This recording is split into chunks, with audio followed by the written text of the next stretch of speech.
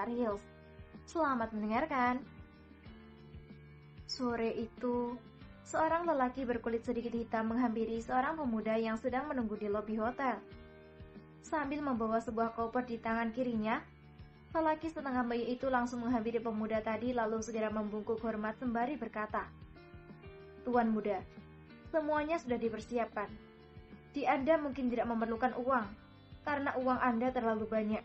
Maka dari itu, saya hanya mengatakan kepada Tuan Besar bahwa Anda akan berangkat ke Quantum City dan beliau mengatakan akan meminta kepada seluruh jajaran staf yang berada di sana untuk menyambut kedatangan Anda," kata lelaki setengah bayi itu. "Akan ada lagi kegemparan di Quantum City, senior. Aku tidak ingin memancing perhatian. Maka dari itu, sebaiknya aku pergi secara diam-diam saja. Apakah kau sudah menyelesaikan segala proses prosedurnya?" "Sudah, Tuan Muda. Anda tidak perlu repot-repot lagi. Begitu Anda tiba di sana, Anda bisa langsung melanjutkan studi Anda." "Terima kasih atas kerja keras Anda, senior.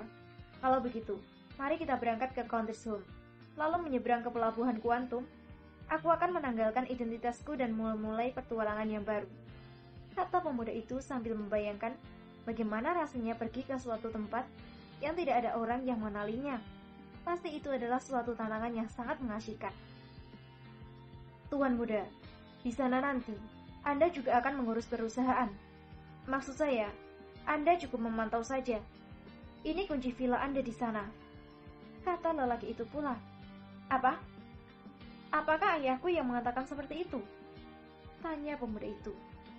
"Benar, Tuan muda. Tuan besar tidak memiliki waktu untuk bepergian ke sana kemari.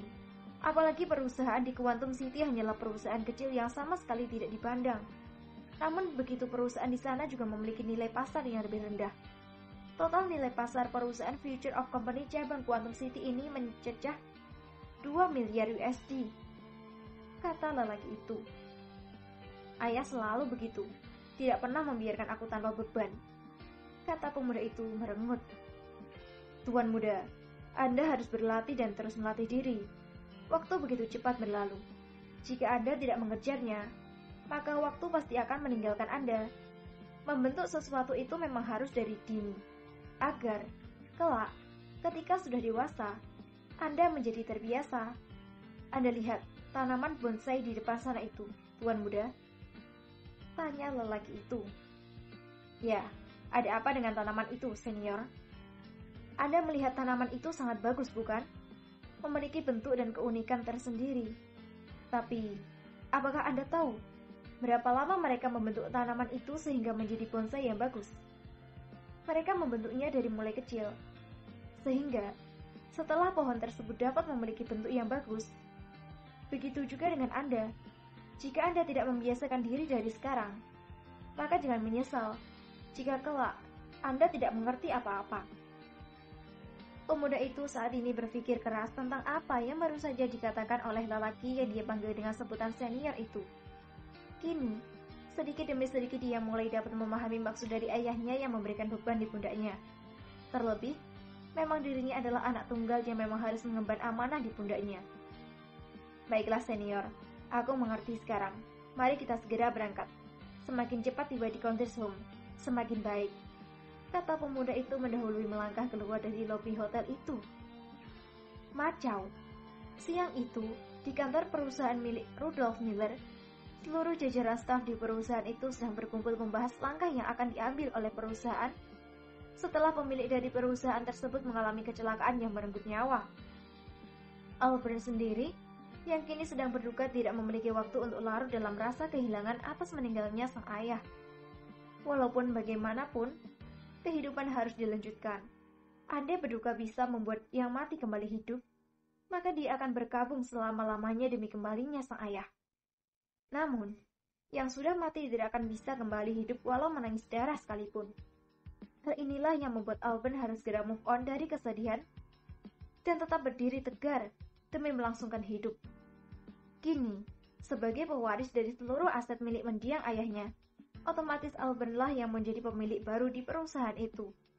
Hidup dan matinya perusahaan miliknya itu tergantung seperti apa kredibilitasnya sebagai pemimpin. Aku tahu siapa yang telah mencelakai ayahku dan apa tujuan dibalik semua ini. Manusia berhati binatang seperti Honor ini tidak akan pernah berhenti sebelum aku bersujud di bawah telapak kakinya.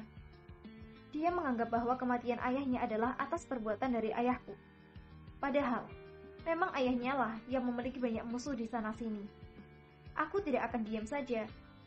Jika mereka ingin memberantas keluargaku, maka aku akan menggabungkan diri bersama perusahaan Future of Company dan lihat apa yang bisa dia lakukan setelah ini, kata Alburn. Apakah Anda sudah memikirkan semuanya, Tuan Muda? Tanya salah satu dari staf yang memiliki jabatan tinggi. Tidak perlu memikirkan hal yang macam-macam. Aku dari dulu memang telah memiliki rencana untuk bernaung di bawah perusahaan Future of Company itu. Hanya saja, ketika itu ayahku terlalu menjaga agar tidak dicap sebagai pengkhianat di dalam keluarga Miller. Tapi, setelah apa yang dilakukan oleh Honor ini, sudah saatnya aku akan membalas setiap perbuatan yang telah mereka lakukan. Aku bersumpah dengan tanganku ini, akan mencabut nyawa sepupuku itu untuk membalaskan dendam atas kematian ayahku. Baiklah, saat ini Anda adalah pemimpin di perusahaan. Kami akan mengikuti Anda sebagai nahkodanya.